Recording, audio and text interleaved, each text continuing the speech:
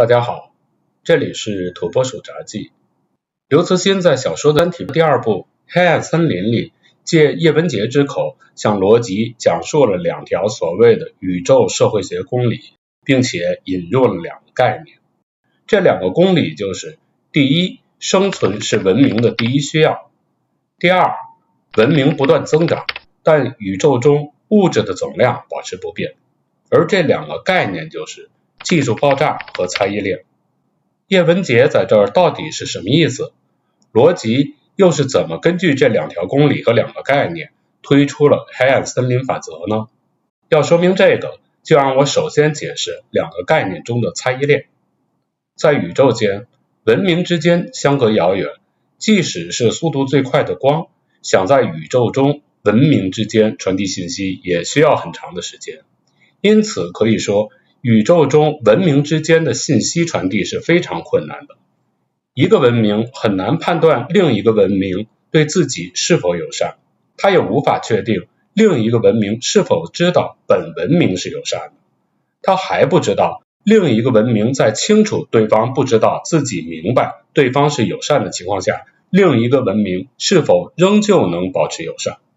这个说起来实在是有点拗口，但这就是猜疑链。这条猜疑链还可以无限制的就这样一直传递下去。在这种情况之下，文明之间选择不信任似乎就成了必然。好，说完了猜疑链，咱们再来说技术爆炸。从原始地球人到现代人，经历了上百万年的时间。从文明出现到现在，仅有7000到8000年的时间。人类社会开始工业革命距今不到300年，进入原子时代那是近100年的事情。以电子技术为代表的技术革命开始于20世纪60年代，而以互联网、大数据、智能化和云计算为代表的新一轮技术革命距今不足20年。以上这些都说明人类的技术进步是在加速发展的。如果人类是这样，宇宙间的其他文明中肯定也有很多文明技术发展路线是这样的。在这种情况下，即使一个文明暂时领先于另一个文明，但由于技术爆炸，另一个文明完全有可能在很短的时间内就超越这个文明。因此，在不加限制的前提下，宇宙的不同文明之间暂时的技术领先并不可靠，先进文明很可能在短时间内就被落后文明所赶超。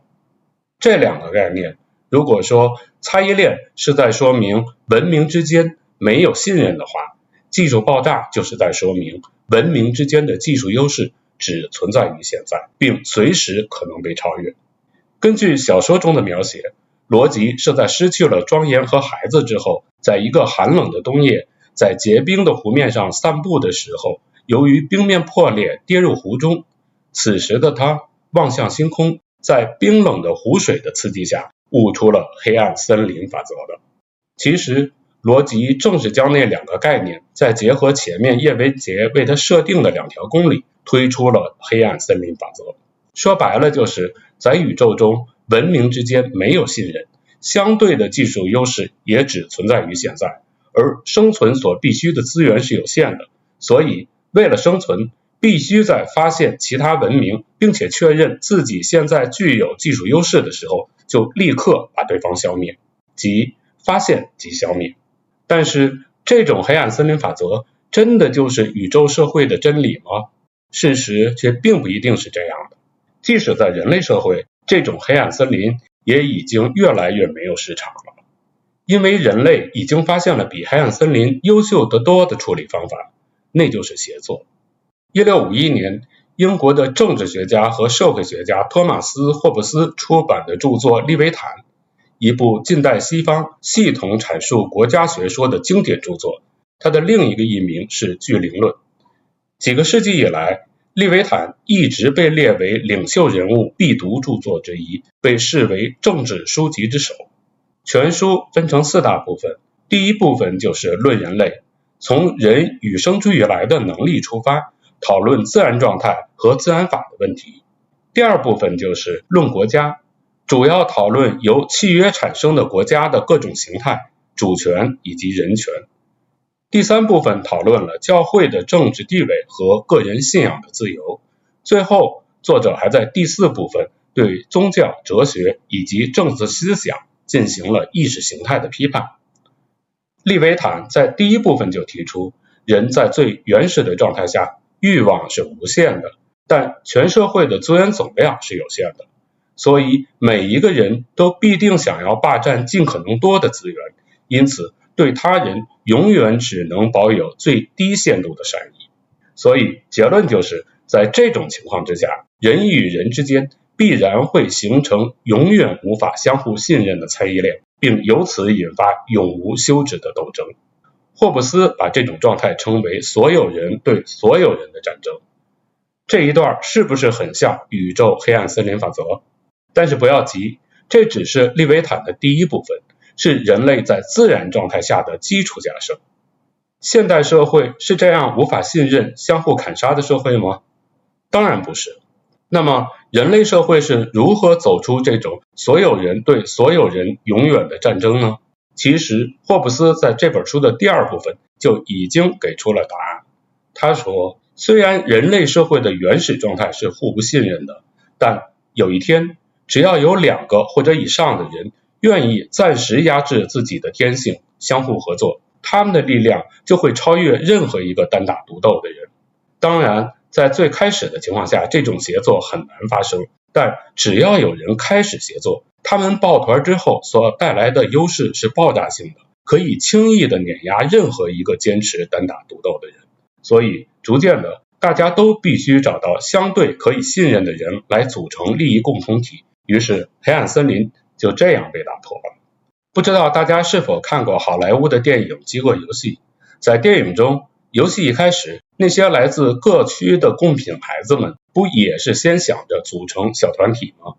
当这些小团体不再把自己的作战目标仅仅限定为其他地区送来的贡品，而是游戏组织者的时候，就产生了巨大的力量。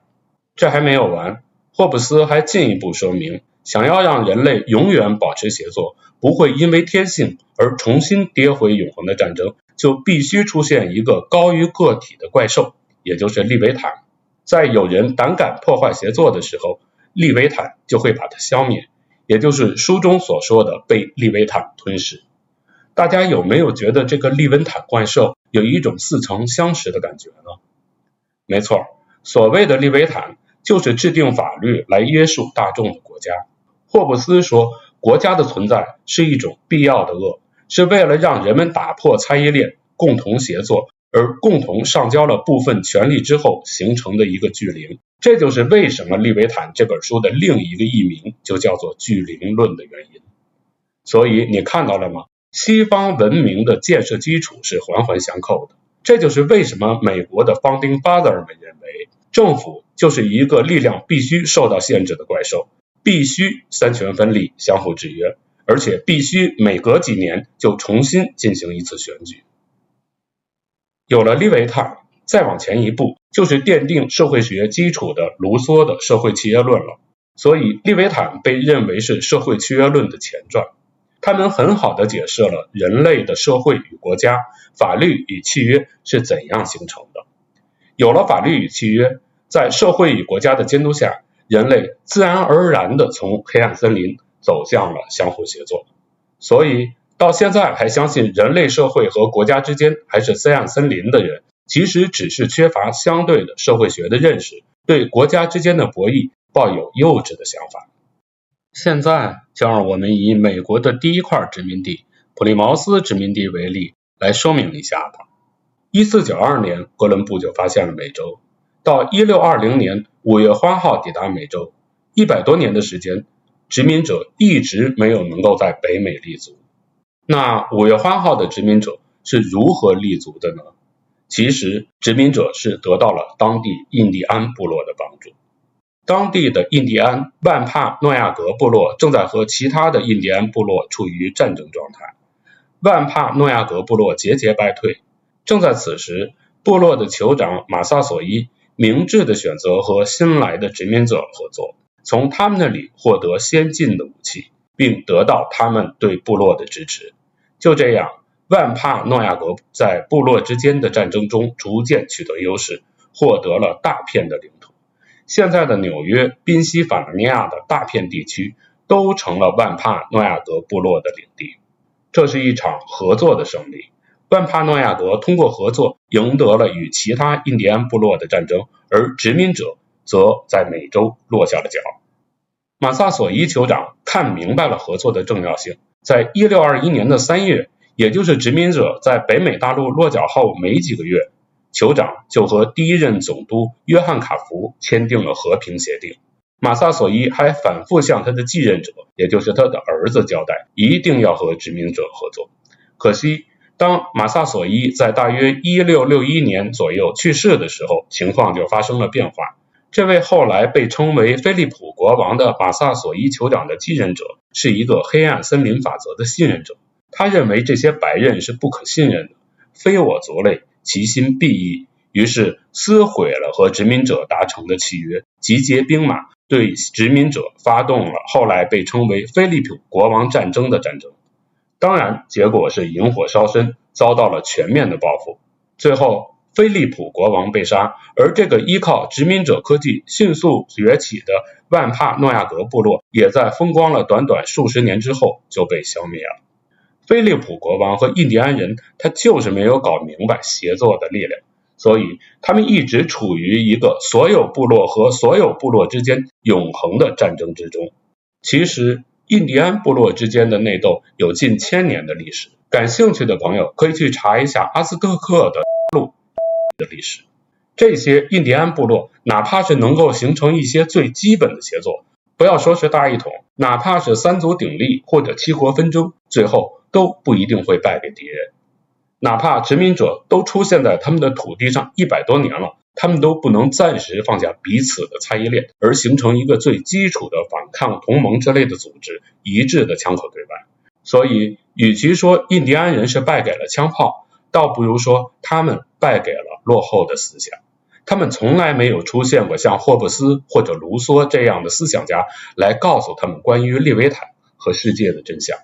很多人以为西方世界在近代的崛起纯粹依靠枪炮，其实他们真正依靠的是思想的突破，从黑暗森林走向社会契约，设立现代的法律基础，推翻王权走向民主等等，这些才是西方最强大的力量。不相信弱肉强食的人不一定都是天真的，相反，越是那些看透了人类社会本质的人，越明白制定契约和相互协作的重要性。著名的5月花号公约相信大家都听过，那是在5月花号的殖民者在第一次踏上北美大陆之前在船上就签订着的。这边在白纸黑字求合作，那边在互相猜疑不断战争，不败才怪。